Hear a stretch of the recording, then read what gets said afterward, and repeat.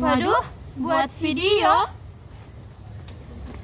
Oh my god! Tapi bohong.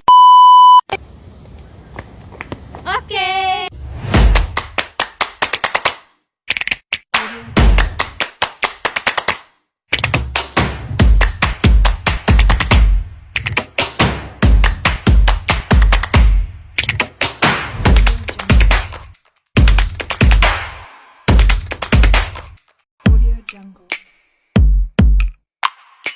Assalamualaikum warahmatullahi wabarakatuh. Yang terhormat Bapak Dr. Insinyur Anas Arfandi SPD MPD selaku dosen mitra mata kuliah Kesehatan, Keselamatan Kerja dan Lingkungan Hidup.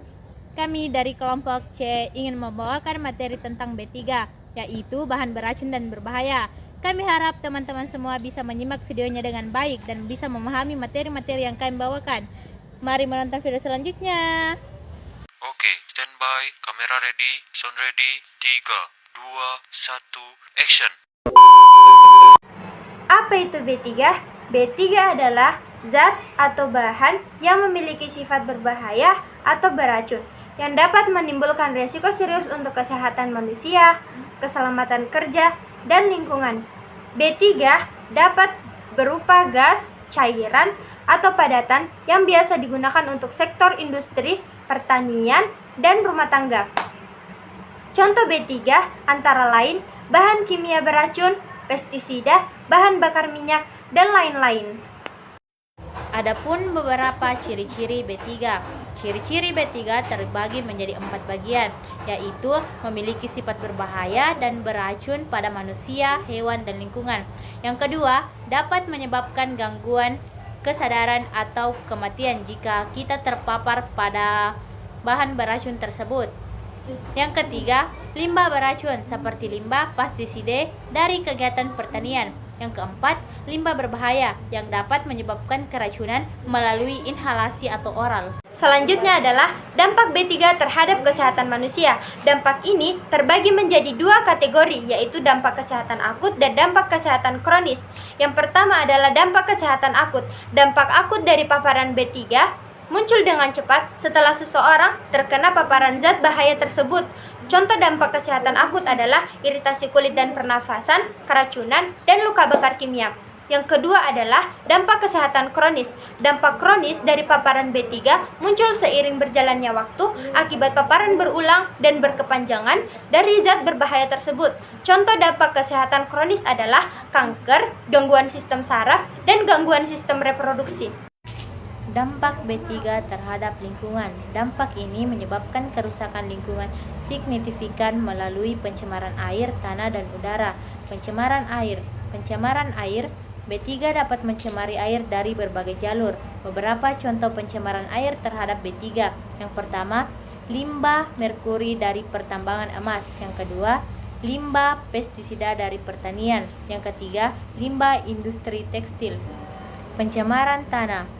B3 dapat mencemari tanah melalui tumpuan, kebocoran, dan pembuangan limbah yang tidak tepat. Beberapa contoh pencemaran tanah terhadap B3. Yang pertama, limbah B3 terhadap industri. Yang kedua, penggunaan pupuk kimia berlebihan. Yang ketiga, tumpuan minyak. Pencemaran udara. B3 dapat mencemari udara dari emisi industri, pembakaran sampah, dan kendaraan bermotor. Beberapa contoh pencemaran udara. Yang pertama, pembakaran sampah plastik. Yang kedua, emisi timbal dari kendaraan bermotor. Dan yang ketiga, emisi gas sulfur dari pembangkitan listrik. Bagaimana pengelolaan B3 agar aman dan sesuai standar?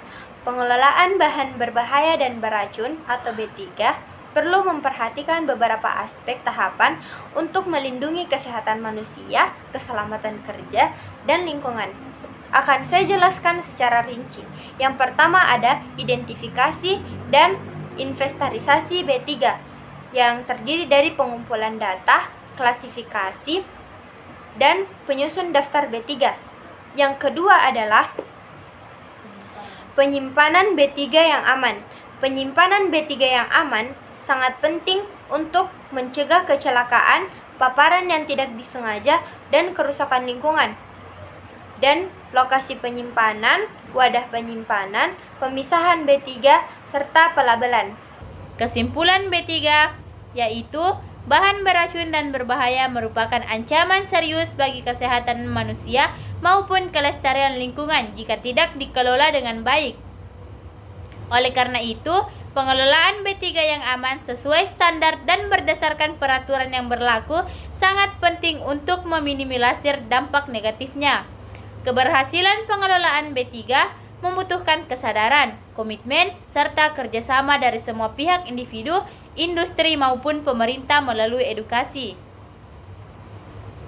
pengawasan dan penerapan teknologi ramah lingkungan. Dengan demikian, pengelolaan B3 bukan hanya kewajiban hukum, tetapi juga tanggung jawab moral demi terciptanya lingkungan yang sehat, aman, dan berkelanjutan bagi generasi sekarang dan mendatang. Itulah paparan materi yang sempat kami bawakan, yaitu bahan beracun dan berbahaya atau singkatan dari B3. Kurang dan lebihnya mohon dimaafkan. Wabillahi taufiq wal hidayah. Wassalamualaikum warahmatullahi wabarakatuh.